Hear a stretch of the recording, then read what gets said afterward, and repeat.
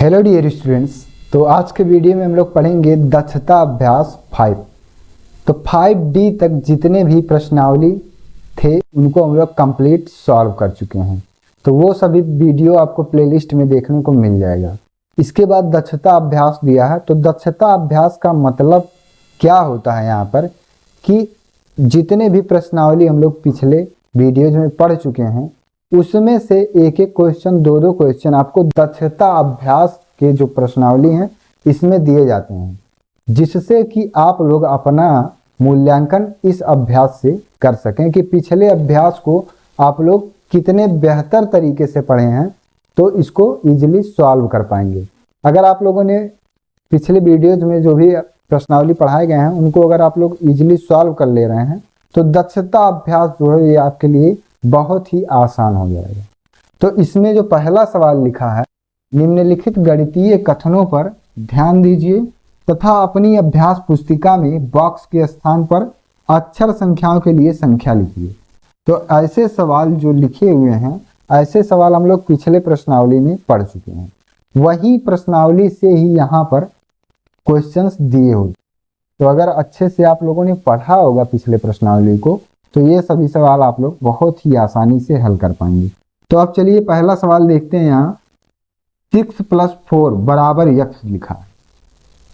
प्रश्न ध्यान से पढ़ेंगे कि जो अक्षर संख्याएं लिखी हैं इनके स्थान पर आपको संख्या लिखना है। ये जो अक्षर लिखा है x, इसके स्थान पर ये जो खाली बॉक्स बना है यहाँ पर आपको संख्या लिखना है। x क्या है? यहाँ चर। और जो भी गिनती वाले संख्याएं होते हैं, अंक होते हैं, वो अचर। तो x के स्थान पर ये जो खाली बॉक्स है इसमें संख्या लिखना है। तो 6 + 4 = x। 6 + 4 बराबर होता क्या है? यहाँ 10 के माध्यम से आपको यहाँ बताना है कि x का जो वैल्यू होगा वो 10 होगा। दूसरा सवाल 3 × 9 = y। तो इसके स्थान पर, y के स्थान पर ये खाली बॉक्स है, इस बॉक्स में इन दोनों को सॉल्व करके लिख देना है। तो 3 × 9 होगा। ये भी सवाल हल हो गया। अब तीसरा सवाल 6 - 2 = x। इसके स्थान पर ये खाली बॉक्स है, इसमें लिखना है। तो 6 - 2 = 4 होता है। ये सवाल भी हो गया। b, ये b है, b में भाग देना है 2 से, बराबर 5 आंसर आ गया। तो हम किस संख्या में 2 से भाग दें कि 5 आ जाए? तो 10, जब 2 से भाग देंगे 10 में तो इसका आंसर 5 आ जाएगा। तो ये आपका पहला सवाल था। पहला सवाल हल हो गया होगा और आपके समझ में गया होगा, क्योंकि ये सभी सवाल हम लोग पिछले प्रश्नावली में पढ़ चुके हैं। दक्षता अभ्यास का मतलब होता है कि जो भी प्रश्नावली पिछले हैं उनमें से एक एक क्वेश्चन यहाँ पर दिए जाते हैं आपको प्रैक्टिस करने के लिए। तो अब चलिए इसके बाद सीखते हैं क्वेश्चन नंबर 2 क्या है। पहला सवाल कंप्लीट हो गया है। दूसरा सवाल यहाँ पर दिया है, ज्ञात कीजिए। इसमें जो पहला सवाल लिखा है 10 में से x घटाने पर प्राप्त संख्या क्या होगी। तो ये इस प्रकार के सवाल हम लोग पिछले प्रश्नावली में लगा चुके हैं। एक सवाल आपके ध्यान में होगा कि एक क्वेश्चन वहां पर आया था कि रहीम के पास 10 रुपए हैं, उसने रजिया को x रुपए दे दिए। तो वही सवाल यहाँ पर सेम। तो दक्षता अभ्यास का मतलब ही यही होता है कि पिछले जितने सवाल हम पढ़ चुके हैं पिछले प्रश्नावली के, उसमें से एक एक सवाल, दो सवाल यहाँ पर आपको जरूर दिए जाएंगे।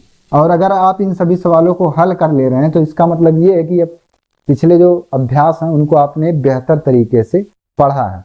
तो पहला सवाल चलिए हल करते हैं। 10 में से x घटाने पर प्राप्त संख्या। तो इसका आंसर हो जाएगा 10 में से x क्या कर रहे हैं? घटा दे। 10 - x आंसर हो जाएगा। दूसरा सवाल है 2x और 3y को जोड़ने पर प्राप्त संख्या। 2x और 3y को जोड़ने पर, 2x और 3y को जोड़ने पर प्राप्त संख्या यही होगा। तो जैसा प्रश्न में है वही काम यहाँ पर करना है। जैसे जैसे प्रश्न में है वही काम यहाँ करना है। तीसरा सवाल है y की 6 गुनी संख्या क्या होगी। y की 6 गुनी संख्या क्या होगी? तो 6y हो जाएगी। इन दोनों का जब आपस में गुणा करेंगे तो 6y। चौथा सवाल, a में 3 का भाग देने पर प्राप्त संख्या।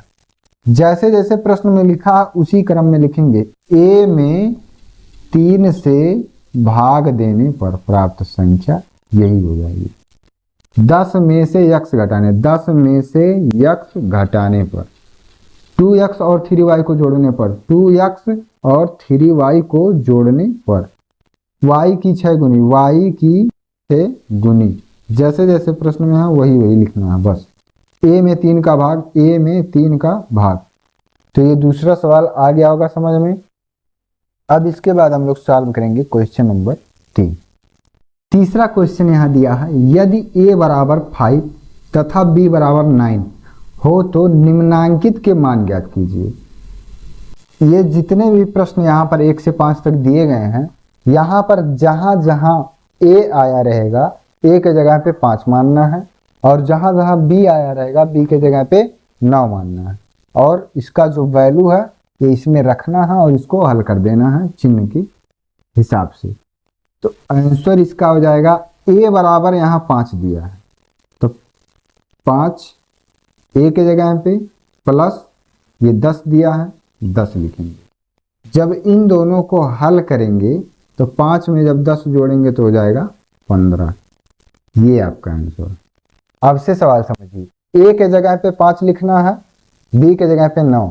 तो यहाँ a लिखा है, a के जगह पे 5 जब लिखेंगे और b यहाँ 10 के जगह पे 10 लिखेंगे, 5 में 10 जोड़ेंगे तो 15 हो जाएगा। ये पहला सवाल हल हो गया। दूसरा सवाल हल करने के लिए आपको b यहाँ आ गया, b के जगह पे आपको लिखना है 9, b के जगह पे लिख लीजिए 9, और इसके बाद लिखा है माइनस 3 लिखा, 3 लिख लिए। 9 में से 3 को घटा दीजिए, आ जाएगा 6। ये आपका आंसर है। b के जगह 9 लिखना था, 9 लिख दिए, 9 में से 3 गया, 6 आ गया। तीसरा सवाल, a प्लस b माइनस 14। इसका आंसर क्या हो जाएगा, a के जगह पे आपको लिखना है 5 प्लस है, b के जगह पे 9 लिख लीजिए, माइनस 14 बराबर। अब कितना हो जाएगा, देखिए a के जगह पे 5, b के जगह पे 9 और ये माइनस 14 ऐसे लिख लीजिए। 5 में जब 9 जोड़ेंगे तो हो जाएगा यहाँ 14 माइनस 14। तो 14 में से 14 घटाएंगे 0 हो जाएगा। तीसरा सवाल भी हल हो गया। चौथा सवाल, a गुणे b लिखा, a गुणे b का मतलब 5 लिखना है a के जगह पे, गुणे b के जगह पे लिखना है 9 बराबर 5 9 45। यही आपका आंसर। पांचवा सवाल दिया है इसमें, 30 भाग का चिन्ह है a, तो ऐसे लिखिए 30 भाग का चिन्ह a मतलब 5 लिखना है, 5 से भाग दे दीजिए 30 में, तो 5 छक 30। ये आपका आंसर है। तो ये जितने भी सवाल हैं बहुत आसान है। ये चीज आपको भी पता होगा कि ये जितने सवाल हैं ये सब बहुत ही आसान है, एक एक लाइन का प्रश्न है। तो ये सब चीजें आपको समझ में आ रही होंगी, उम्मीद है। अब इसके बाद चौथा प्रश्न क्या है, इसको हल करेंगे। क्वेश्चन नंबर 3 तक सॉल्व हो गया है। चौथा क्वेश्चन यहाँ विस्तृत रूप को घातांकीय रूप में लिखिए। ये जितने भी प्रश्न लिखे हुए हैं सब इसके गुणा के रूप में लिखे हुए हैं। गुणा का मतलब यहाँ विस्तृत रूप में सब लिखे हुए हैं, इसको घातांकीय रूप में लिखना है। तो पहला जो सवाल है इसमें देखिए, घातांकीय रूप में लिखने के लिए यक्स यहाँ पर लिखा है 3 बार गुणे y, तो एक घात इसका, एक घात इसका, एक घात इसका, तो यक्स पर घात हो जाएगा 3 गुणे y पर हो जाएगा 1। तो जब इसको एक साथ लिखेंगे तो यक्स क्यूब y, ये आपका आंसर।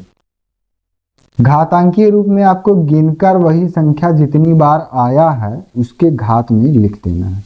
जैसे यहाँ यक्स 3 बार आया है तो यक्स लिखे, और कितनी बार, 3 बार आया है। y कितनी बार, 1 बार आया है। यहाँ देखिए क्यू लिखा है, कितनी बार आया, 3 बार, तो ये इसका आंसर। तीसरा सवाल, 2 गुणे y गुणे y गुणे y, तो लिखेंगे 2 गुणे y y अब देखेंगे कितनी बार है, 1 2 3 बार, तो y क्यूब, तो इसको लिख सकते हैं 2y क्यूब, ये आपका आंसर है। अगला सवाल लिखा है 5 गुणे 5 गुणे 5 गुणे x गुणे y गुणे y गुणे y। 5 लिखा है, 5 लिख लीजिए, कितनी बार है, 1 2 3 बार है, 3 लिख लीजिए, गुणे x एक बार आया है, x एक बार लिख लिए, गुणे y कितनी बार आया है, 1 2 3 बार, 3 बार y आ गया। इसको एक साथ लिखना हो तो 5 क्यूब x y क्यूब ऐसे लिख सकते हैं।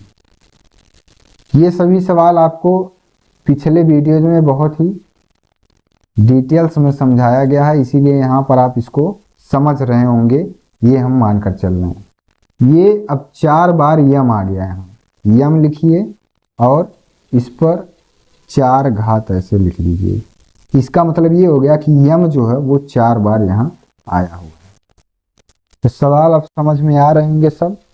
अब इसके बाद नेक्स्ट क्वेश्चन क्या है, इसको हल करते हैं। क्वेश्चन नंबर 4 तक सॉल्व हो गया है। 5वां क्वेश्चन यहाँ लिखा है, रिक्त स्थानों की पूर्ति अपनी अभ्यास पुस्तिका में कीजिए। और ये सवाल कुछ दिए गए हैं, इनको क्या करना है, ये जो बॉक्स बने हुए हैं सभी जगह, इन बॉक्सों में हमको भरना है उचित संख्या जो है। तो ये गुणा के रूप में सब दिया है, इसको घातांकीय रूप में लिखना है। 10 गुणे 10 गुणे 10 गुणे टी गुणे टी गुणे टी। तो 10 यहाँ पर देखिए बराबर में तो 10 लिखा है, लेकिन इसका जो घात है वो नहीं लिखा है, यही आपको लिखना है। 10 यहाँ कितनी बार है, 1 2 3 बार, तो 10 पर पावर हो जाएगा 3। ठीक, अब देखिए टी यहाँ लिखा है, यहाँ बॉक्स खाली है तो यहाँ भर देंगे टी। अब टी कितनी बार आया, तो टी भी 3 बार आया है, 1 2 3, तो टी ऐसे भर देना है 3 बार। 4 गुणे 4 गुणे 4, तो 4 जो आया ये कितनी बार है, 1 2 3 बार, और क्यूब लिख देना है। तीसरा सवाल है 6 गुणे पी गुणे पी गुणे क्यू गुणे क्यू गुणे क्यू। तो 6 यहाँ हो गया 1 बार, पी आ गया है तो पी यहाँ नहीं लिखा है, पी लिख लीजिए। पी कितनी बार है, 2 बार, यहाँ पर इसका घात जो है लिखा है ऑलरेडी। क्यू कितनी बार है, 1 2 3, 1 2 3 बार यहाँ है, तो क्यू पर पावर 3 हो जाएगा। चौथा सवाल है यस गुणे यस गुणे यस गुणे टी गुणे टी। तो यस कितनी बार है, 3 बार, यस लिख लीजिए 3 बार। टी कितनी बार है, 2 बार, तो यहाँ लिख लीजिए टी 2 बार। तो ये 5वां सवाल भी आपका हल हो गया। अब इसके बाद क्वेश्चन नंबर 6 क्या है, इसको हल करते हैं। प्रश्न नंबर 6 यहाँ पर लिखा है, अधोलिखित कथनों को देखकर चर और अचर छांटिए। प्रश्न दिए गए हैं, इनमें चर और अचर छांटना है। यहाँ पर आपको इसका घातांकीय रूप या गुणा का रूप यहाँ पर नहीं लिखना है, यहाँ पर केवल इसमें से आपको चर बताना है कि चर कौन कौन से हैं, और आपको बताना है अचर कौन कौन से हैं। इसमें चर भी बताना है और अचर भी बताना है। तो चर क्या होते हैं इसको बता चुके हैं कि चर जो भी होंगे A B C D X Y Z, ये सब चर होंगे। अचर जो होंगे वो गिनती की संख्याएं होंगी, 1 2 3 4 5, ये सब।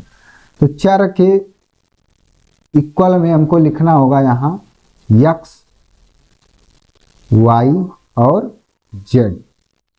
अचर यहाँ पर जो है वो है केवल 5, तो ये आपका आंसर है। चर यहाँ पर एक्स वाई जेड है।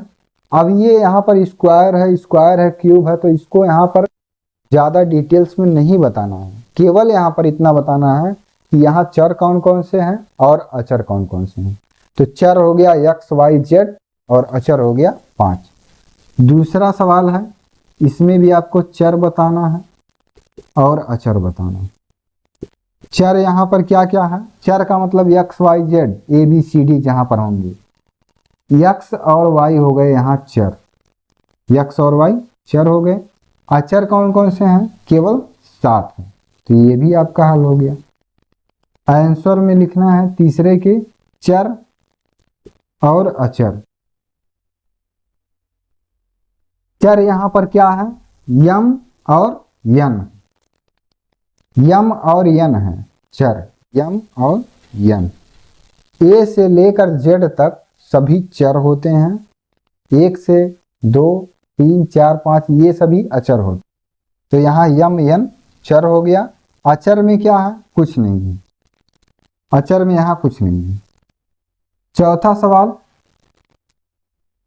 चर यहाँ पर क्या हो जाएगा? ए और बी हो जाएगा। अचर, अचर यहाँ पर भी कुछ नहीं है। जब यहाँ कुछ नहीं है अचर के स्थान पर, तो यहाँ हम 1 लिख देंगे, यहाँ पर भी 1 लिख देंगे।